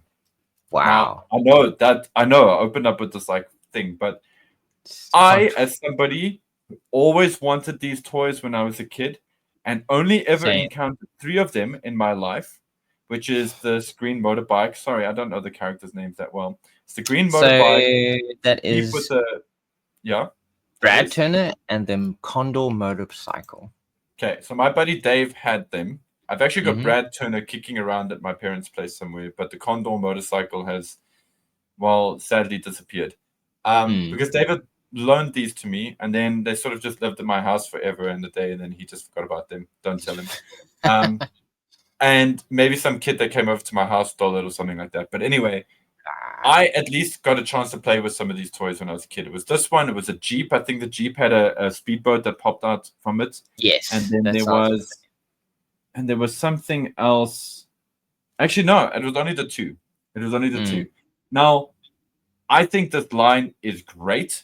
It looks like the M.A.S.K toys that I've played with before. Like, I can relate to that Brad Turner toy and that character because it looks and feels, obviously there's a bit of a modern era aesthetic going, aka they've given it sort of pseudo ball joints for the arms, so it's better posing and the knees can bend. That's good. That's good fun. That's a nice improvement. Scale's a little bit better on them, even though they're still the original size, but they're the original figures. They look great. And all I'm hearing is, maybe I'm on the wrong side of the internet, but I'm just seeing people bitch and moan about these things. And I think they're great. I think if you're a fan of the original M.A.S.K series, you should be happy with these because they've done their best. It's very much a retro update. They've stuck true to what made the originals great. They've stuck to the same scaling, which obviously works well with anyone that already owns the originals. Now you get to get an updated, less possibly fragile, an old toy that you can actually play with and display in any way you want. So, I mean, definitely for the diehard M.A.S.K fans, I would have imagined that they would be over the moon with these. Like we get to earn these figures again, but with modern tooling, And what I've mentioned to you and Steve off air was, it does seem that the fan base, after this news dropped and after we did our last episode, and I was kind of just checking out the news and the hype and the excitement and the speculation, and then obviously the reveals. It does seem like there's an interesting 50-50 divide, because in our last episode, you guys were talking about how cool it would be if they were 1 to 18th. Yeah, in fact, if they were O-ring figures, I mean, like the images, I mean, at least from our eyes, or maybe we were just really hopeful that they were O-ring because of the silhouettes. Well, you and Steve were, definitely. Yeah, we really wanted it to be O-ring. My goodness, because they were cool, but obviously, I mean, we didn't own many. Steven as well actually had the Condor, and Brad Turner. I think he said before how he swapped some other figure for them. But the scaling is completely wrong. Like they cannot play with O-ring figures because they are too tiny. No, they can't. That is correct. And that seems to be the divide at the moment, right? So there's a group of fans that are actually happy that these are exactly what they remember them being, and that it is kind of a refreshment for the line, because now they don't have to worry about messing with their older fragile M.A.S.K toys. And then there's a whole other side. I'd almost say it's like 50-50, really. There's a whole bunch that are like disappointed that they're not 3 3/4 inch O-ring figures, and that they're not compatible with 3 3/4 inch O-ring figures from a vehicle point of view. Now, to those people, I say this: if you are also GI Joe fans, which you definitely are, and you've got O-rings, how would you feel if when they actually, I know how you felt because I felt the same way when they released New Sculpt Era. I was like, fuck this. What have you guys done? What have you done? Like, I was like, what the actual Fudgosaurus mother huggers is going on here? I'm not swearing. I was upset by that. It put me off buying GI Joe toys. It put me off. I was like, you know what, Paul? You love GI Joe. You're just gonna stick to the comics now. You're not gonna buy the toys ever again because they're making crap like this. And then the 25th anniversary came out, and then it was just the right thing. And this for me is kind of like the 25th anniversary of M.A.S.K. It's the size it's close enough to the size you remember. It's got the same beats. It feels the same. I don't know. I just feel like that is a win. And props to loyal subjects for going and making that happen. Because I'm sure it's been difficult for them too. I mean, I think like where I'm coming from, I mean, as a Joe fan, like I would love for them to be the same size as my Joes. But then I can see where you're coming from, where that mindset is, because it's like, yes, when other figures came out in different scales, it's like, why didn't you make them in the original O-ring figure scale? It's like classified even. It's like they brought that out. It's like you could have done O-ring figures again. Making it bigger, and you'll like it. Yeah, but classified is doing gangbusters. They're doing crazy shit, and it's an exceptionally successful line. There's a great argument for that too. I will say that. No, for sure. They've kind of taken it in a direction that is super popular with old fans and new. And I think overall the M.A.S.K line it's a good thing. I think that what they've tried to do with it is good. They've tried to stay true to what came before, but we're obviously adding a little bit of the new magic that we can do these days. Totally. And I know some people have mentioned the lack of chrome. I personally think that these may actually still be chromed, back metaled. I think it's a case of that process is very expensive, especially for like a one-off thing. And if you're just doing like 5 or 10 one-off prototypes that you're going to be shipping around to conventions and to prospective investors, the chrome is too expensive to I from what I understand, it's too expensive to do just like 10 of each toy like that. It's even for like the 50 or 80 or whatever that it'll end up being. Don't do that, or 40 that it'll end up being. Sorry. I mean, I haven't seen any information saying whether or not it will come chromed. So it could go either way. I believe, though, that the stickers are consumer applied. So it will come base, and then you'll apply your own stickers. So, I mean, even if it isn't chromed, there is the option to obviously make shiny stickers that will actually help create shiny parts of the vehicles. there's also a lot of solutions out there like monotone markers, and that technology is getting even better with chrome markers that makes them more rub resistant. So there is that for folks. Me, I don't miss the chrome, but I know that the vintage lovers of this line they'll want that. Because but then takes if it back you to their really shop. love that, you can just go and buy those original ones again, because obviously they are out there. That. And if you are, Yeah, and also the thing is, who are the fans of the series? It's the people that watched the cartoon back in the day, you know? Yeah. Which means that you had either had access or you know how to get access to the original toys still to this day. Exactly. So this is, yes, it's giving to the collector's market, but it's hopefully introducing new people to these characters, and the cool concept of dudes with masks fighting crime with cool vehicles that have cool different transformations that go on with them. It was always a cool concept. Yep. Always. And it's the GI Joe adjacent. Now, if the fans want to be angry with anybody on this one, be angry with Hasbro. Hasbro has had this license for a long time. They've had this IP for the longest sitting time. on it. You know, they decided to give us Tread Ripper tanks and other shit GI Joe vehicles when they could have made a modern era respectable mask line. I mean, like they gave us that one. They gave us that Matt Tracker in the modern era. Yep. And they went nowhere else. Be angry with them. Don't be like mean to Loyal Subjects. Loyal Subjects has gone through to try and get the IP to make this work, to get approval, to copy these molds, to do what they've needed to do to get them out. Now, I'm not saying that they're best in the world. I don't know anybody from Loyal Subjects. I just I understand the amount of work that it goes into this and the risk that they're taking going into this.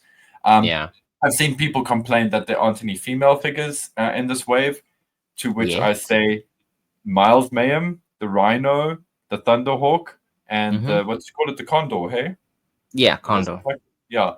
These are popular things. They obviously did their market research and went, listen, we've got to kit it out there with the best wave we can, because we don't know if this has got legs. They might not have a wave 3 to release a Rhino or a Boulder Heel or something like that. Yeah, so let's go crazy with the first one. Exactly. Let's get these heavy hitters out and just, you know, so the customer base or consumer base for this and take it from there.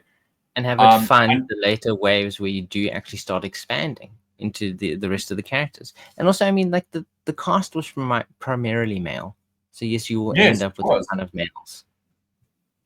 So, I mean, that is a thing. No, exactly. That is a thing. And also, I've heard some, like, I have heard a bit of criticism levied towards Loyal Subjects. Some people have, I've seen this in comments of our videos based on the last conversation that happened. And I've seen this on other places where people have like just said, no, it's the Loyal Subjects have quality control issues, QC issues.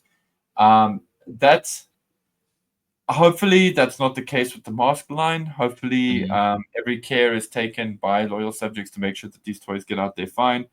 I've got some Loyal Subjects figures in the form of the Best Action Ninja Turtles, and mine have been great. Yeah, my Tokar and Razor, which were lovingly given to us by ACDC. So MCDJ ACDC. Thank you again, my dude.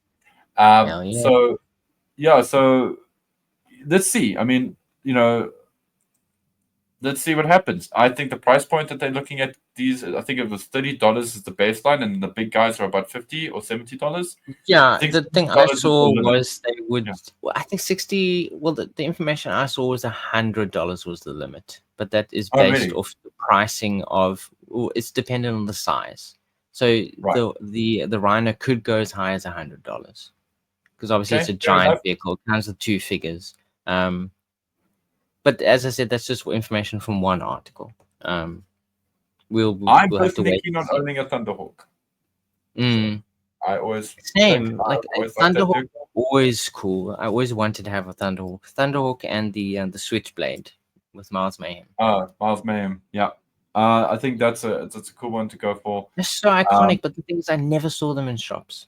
Like I never saw them either. When Steven said they were in stores here, I was like, "Yo, no, where did you find this?" Yeah, where did you find them?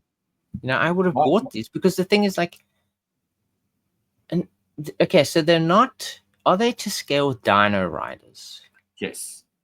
Okay, because I saw Dino Riders a ton, and I did own a couple of Dino Riders. So it's not like I wouldn't have bought them if I it. saw them. Yeah. Sorry. So It yeah, makes me curious. Do you think Tommy will jump on and maybe give us Dino Riders now? Do you think we'll get a Dino Riders? It's possible. I mean, the thing is, there is tons. I mean, there's so much retro lines coming out. Like an anniversary of a line happens, they bring out toys. I mean, I think I mention it last time. Me and Steven watched the video. I mean, someone discussing the Batman Forever retro line. It's like, that was Bobby asked for that? Valor. Yeah, Bobby Valor was looking at that. It's like, who asked for that? No one asked for that, but they still did it anyway. So I feel like if you can get a Batman Forever retro anniversary line, please give us Dino Riders. I mean, how cool would that be? That would be great. We need it. Maybe the time is right. Yeah. I know they did some kind of chintzy Dino Riders, like miniature kind of things a while back. They were all like a single color. What a waste. No. It's like 2 years ago. It's like, it was a very interesting way to gauge the IP, or the legs of the IP. Now, guys, you have heard Rob and Paul go mad. Yes, I just referred to myself in the third person. Isn't life fun sometimes? You've heard us like ramble about and go mad about the toy fair. Firstly, I'm curious. Well, firstly, I keep saying firstly, it's just bugging me. I'm so sorry. I can't switch it off the signal now. I'm putting too much of a spotlight on it. Rob's probably laughing at me. I'm trying not to look at the camera. I would love to hear, actually all of us here at GI Joburg would love to hear, what were your highlights about New York Toy Fair? Let us know in the comments, because we want to know. Sure. Like classified, what are you most excited for? Are you excited for M.A.S.K? Was there anything else that you really enjoyed? I mean, I feel like we're wrapping up here, but I definitely want to share some of my quick fire other favorites. Oh, dude, we're getting there. Yeah, I'd want that too. Good. Yeah. No, we're not going out the door. This is just letting the listeners, letting the Bergforce know that please let us know what you think. You know, this is how we have conversation. You know, you guys also say stuff to us. Comment. We comment. And Rob, yeah, man, like, what else have you got up your sleeve for us, man?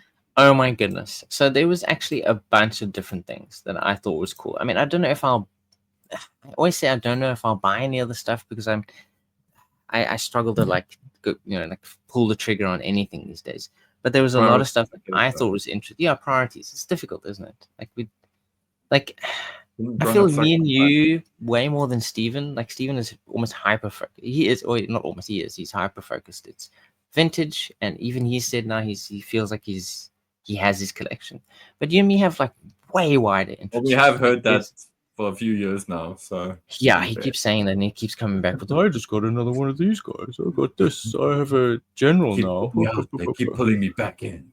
But like, yeah, we have wide interests, and there's a lot of stuff that we would love to own in figure form. So probably the top like non-GI Joe thing that I saw, which I thought was really cool, was M.A.S.K. They announced their wave of 6-inch Star Trek figures. So they announced their first wave of Star Trek figures, and they are a very eclectic bunch. They did the Biker Mice from Mars figures. That's right. Thank you. That's I think they're doing, or they have done the Silverhawks figures, if I remember correctly. So they're kind of like they're doing figures based off a lot of like cartoons from the 80s and early 90s. But now somehow they've acquired the license to do Star Trek figures, and they come out with a very eclectic bunch, I would say. Jeez. They've dug deep, but they've also gone wide as well. So some of the probably less, I don't know if they're less recognized, but so they're doing Valkyrie, a female Klingon character from Search for Spock. They're doing Tuvix, which was Tuvok and Neelix from Voyager combined into one character. This is from left to right, correct? Oh, not left to right. No, I'm just mentioning a few. But okay. Yeah, I'm just going randomly. Yes. But yeah, in between them, if you are watching the image, it's Wei Yun from Deep Space Nine. We get Captain Garrett, which is from Next Generation. She was the captain of the Enterprise C, who we kind of sort of time jumping shenanigans occurred there. Great addition to any toy line. We get Mirror Universe Archer from Enterprise, the Star Trek Enterprise series. something I'm looking forward to is The guy from RoboCop. getting the guy from RoboCop. Yes, that guy from RoboCop. Now, what's his name, man? It's not Bodiger. It's the Captain OCP Jellicoe. guy. There we go. So yes, his name in Star Trek is Captain Jellicoe.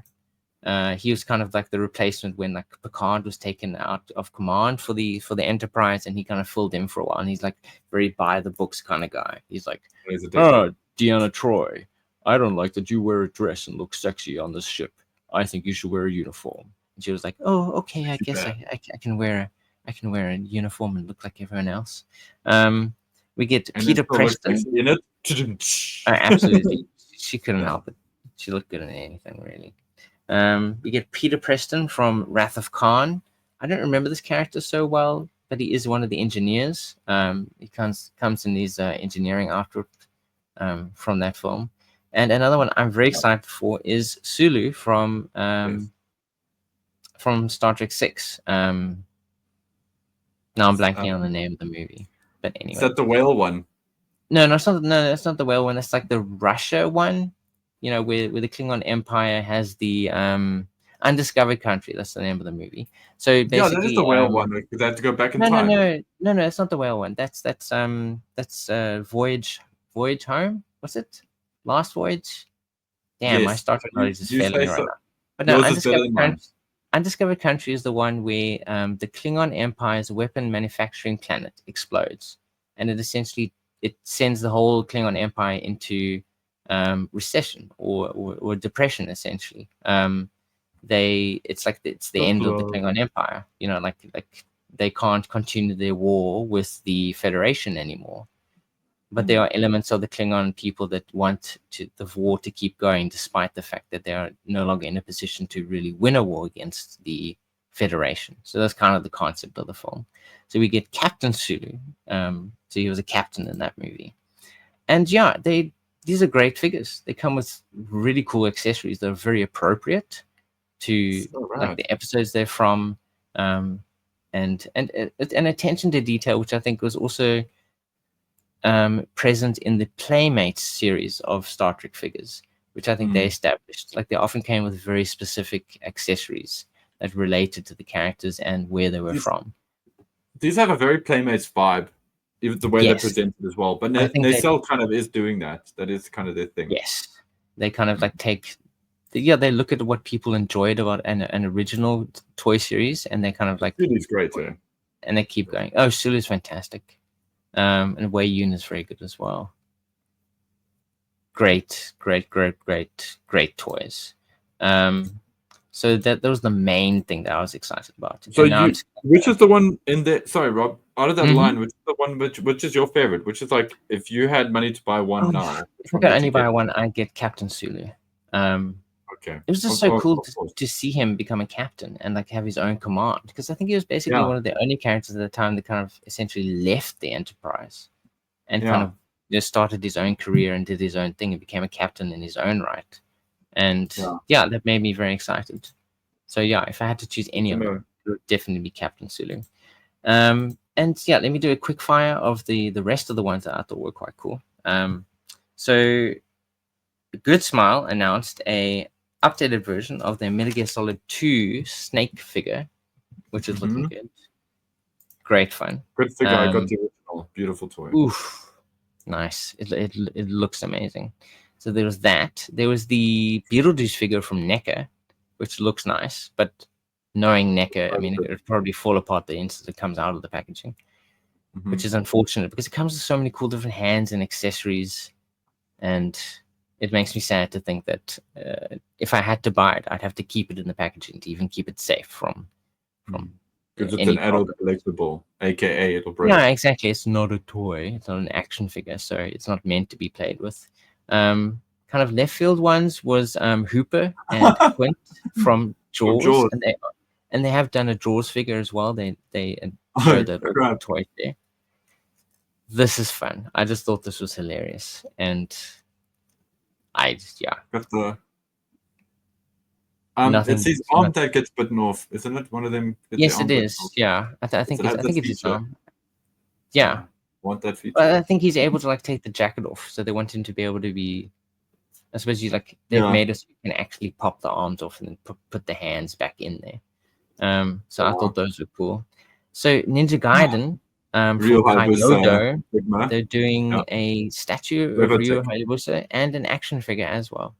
Yeah, the Revatech one. Yeah, very nice. Because also there's a new Ninja Gaiden game coming out soon, isn't there? Ninja Gaiden 4. 4.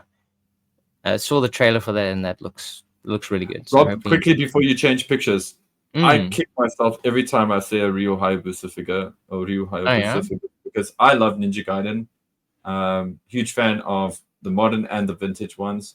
We used to have this amazing Ryu Hayabusa figure by Kotobukiya. It was a statue that we had in the store. It was 580 rand. Ooh, and it was huge. Now. It was a big boy. It was like 1/4 scale. And I was always like, oh, I'll buy it. But we had like 30 of them in stock. And man, I regret never buying one of those back then. I'll buy it soon. You blink and suddenly like your stock is out and like, whoa. It's all gone. Yeah, it's sell out. What so happened? This is my second chance. You got to do it. Hopefully it's not too expensive. So McFarlane Toys is bringing out a Berserker figure based off the Boom Studios comic book, which was created by Keanu Reeves. And it looks badass. He's essentially, if I remember correctly, he's kind of like an immortal character. He's kind of like lived many, many lifetimes. This is co-written by Keanu Reeves as well, hey? Yes, yeah. So he created the character and he co-wrote the series with another writer, yeah. So I thought that was cool. It's cool to kind of see that. And he comes with a bunch of different heads as well. So you kind of get to like have different and also like ripped off arms, tons of different guns. He's very out there. So I thought that was something really cool. Keanu doing well in the toy world. Let's say. Yeah, he is. And I mean, I didn't share pictures, but yeah, McFarlane Toys are doing a lot of cool stuff this year. Another good one from them is the Joker from the cover of the Batman the Killing Joke graphic novel, written by Alan Moore, probably one of the most iconic versions of the Joker. Yeah, this is Killing Joke is such big memories for me. It's my first graphic novel, hey? Yeah, same. One of the first ones I ever read. Yeah. It's like a full story. Introduced me to Brian Boland's artwork, or Boland. I always say Boland. But yeah, Brian Boland's artwork, and and this changed comics for me. This book. Hell yeah. Yeah, so those were some of my highlights. I mean, also McFarlane Toys, they've expanded into tons of different licenses. I think they're also doing some Diablo figures, Diablo 4 figures. I mean, for Diablo fans, Warhammer figures as well. So I think Warhammer hasn't had action figures for quite some time. Well, McFarlane has done one. Actually, McFarlane and Joy Toy do figures for 40K. But I mean, the last time I saw them, at least locally, I think it was DC Direct back in the day, actually, that did a couple of. Oh, wow, that's stupidly far. Hold on, let me grab one of these. Way down in the past. Okay, so I got this one from McFarlane. So, guys, it's an artist-proof Space Marine. It's from the first wave of McFarlane figures that they did. McFarlane Warhammer 40K figures. I think this was 2022. 2021 or 2022. This is a great figure. It's also easy to pop the pieces off when you put them in some hot water, because the idea is to obviously paint them up. And it's just great to have a big Space Marine. And then Joy Toy does a 1/18 scale Space Marine or Warhammer 40K line. And they are actually 1/18 scale. So they look good next to like modern era GI Joes. They're amazing. They're also pricey as all hell. Of course. But to hear that McFarlane's carrying on and doing more, that is great. Do you know if it's like, did they mention any kind of specific characters or anything? Not that I could see from the articles I was looking at. It was mainly just image galleries, kind of just showing off general like Warhammer 40K things. But yeah, as we said up front, all of our images, or at least most of them, were taken from either toyarc.com or Toy News International. And I believe your Toy Arc did do at least one article showing off a lot of the McFarlane Toy stuff. So if there's anything else you guys want to see that you've seen here today, go check out those 2 websites. Not sponsored, by the way, but we want to give credit where we got our images from. We're a community of toy lovers, you know. Hell Got yeah. to share the love. Cool. So yeah, I'm very excited to hear. I'm very excited to hear in the comments what you think was amazing. What have you already, pre-ordered? What are you? Tell us. Yeah. What are you disappointed with? What are you upset about? Do you think the Killing Joke Joker is the worst toy ever made? Let us know in the comments. It's possible. Controversial. It's possible. You know, you can't please everyone, and that's kind of the secret of this market is don't try to please everyone. Please the people who appreciate your stuff. And Rob, there's nothing else at the show that jumped out at you that you maybe that's everything that I saw that I was like super excited about. It's the same for me. I mean, I think it goes without showing any pictures or anything, and I don't want to go into detail here. There was some stuff by Mattel that was looking interesting. Motif stuff? Actually, the Motu stuff is like the Motu Thundercats kind of crossover thing, which I've got to give it props. I far prefer the execution of that versus how they've done the Ninja Turtles line, because the Ninja Turtles has been very hit or miss. The Thundercats He-Man mashup, to my eye, looks more interesting, more pleasing as a combination. I feel like the Turtles thing, I feel like they're overthinking it and trying too hard. I think it's I think it could have been the best toy in that line is that Michelangelo that's got the mop top. Yeah, he looks I've seen pictures of that. That is all it needed to be. I don't know why they've gone and tried to make the mutations and given like some of the villains like clear heads and all that kind of crap. Like, yeah, fine. There's a market for that. Turtles. You know, there's people that dig that, but geez, just give us like Masters of the Universe versions of Turtles characters, and then likewise give us like Ninja Turtles versions of the He-Man characters and have them exist or whatever. It doesn't have to be that overthought. I don't know what the issue is there. They just got stupid. Anyway, I didn't want to mention Jurassic Park stuff or / Jurassic World stuff is looking interesting as well. Nothing that I'm gonna like spend money on, but like just some cool to know that they're making them. Yeah, some interesting toy design stuff coming out, and yeah, wow, this show was a real surprise. It had some great stuff, and we were excited. I'm excited.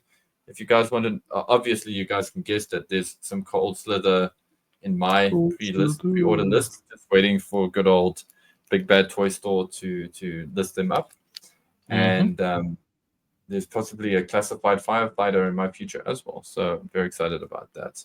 And as we said earlier, for me, best in show was Super7 with the Reaction Plus stuff. Not to say that Classified didn't do a good showing. It's just for me, very subjectively. Well, I mean, just that you open my eyes up to the possibilities. I mean, I didn't even notice they'd done those figures. I mean, that's the most exciting like news for the future. You know, the fact that they revealed characters, non-GI Joe Reaction Plus figures. And that really opens stuff up. I'm very excited to see what other toy shows, I mean, in the future, where they hopefully reveal tons of cool characters that we want to own. I was so nervous, by the way, because I purposely didn't share those with you guys in our group. That was smart. I really didn't see them. And I was just like, I hope none of you notices them, because it's going to be so cool to bring them up in the episode. No, I didn't. It's crazy that I talk about them. Yeah, it's like I look far and wide, but I think I like when I searched Toy Fair, I looked GI Joe, and all I saw was Classified. And then after that, I kind of just like scrolled to any other brand to find my quick picks. The way that GI Joe news kind of broke is that you would swear that Cold Slither Zartan was the only Super7 figure that was coming out, because it was only later that we started seeing like, well, it's only when I did an actual image search, when I Googled it, like Super7 O-ring reveals, that I see Wild Bull. And because I think I saw Snake Eyes initially, and I just sort of passed it off as, it's Snake Eyes. And then I saw Wild Bull, and then I was like, oh, wait, hold on, there's a Wild Bull. That's so and cool. Then went down the rabbit hole. So, yeah. Cool, guys. Yeah, that has been Paul and Rob taking over GI Joburg this evening while Steve was away. Yeah, just talking about toys, talking about cool stuff. Yeah, we spoke a lot of crap, actually. Well, I hope everyone enjoyed them as much as we did taking a look at this. And there's some really cool people that support us on a regular These basis. people. Here we Hell go. yeah. Speaking The of honorable- Patreons, please go and check out Hans Chow. Hans Chow now has a Patreon channel where he's drawing and doing some. He's actually narrating audiobooks or narrating Yes, books. long time supporter of the show. Great friend. We've had him on a bunch of times. Incredible artist. Funny guy. Yeah, please go and Absolutely. support him if you aren't already. I have seen some of the Berg Force that on there as well on his Patreon channel, so it's good to see that the community is supporting itself. And and as Rob was just saying, thank you to all these amazing people on our honor roll who support us via Patreon and who support us via the YouTube membership. You guys definitely help us keep the lights on here at GI Joburg. And thank you very much for your contributions, because without them, I don't think Rob, Steve, or myself may have had access to some of these cool toys, because it does help us with shipping, bringing these figures we in would sometimes. always talk about GI Joe, but now we can actually experience these toys physically and be able to share our tactile experiences with them. There you go. And also it allows us to have this amazing streaming platform, which we're not sponsored by, so I'm not going to name them. But when they do sponsor us, we'll totally name them. 100%. But yes. Yeah. But until the next one, guys. Heck yeah. Keep playing with your toys. Make smart decisions. Do you really need 5 of a toy? I don't know. Maybe if you like army building. Like army building, whatever. This is how you flub and exit. So yeah. But guys, stay cool. Keep playing with your toys. We'll catch you on the next one, and keep an eye out for regular GI Joburg madness. This has been it's coming your way. That guy. This has been who's this guy? This has been this guy. These two guys. It's been Rob and Paul. We're signing out. And Steve, we hope we've made you cringe a little bit and eye roll at us. It would be I hope so too. It would be sad if we didn't. And I hope you're recovering, dude. You got this. I believe in you. Enjoy being you got this. Spiderland again. Yeah. Spiderland. Crocodiles and Spiderland. Berg.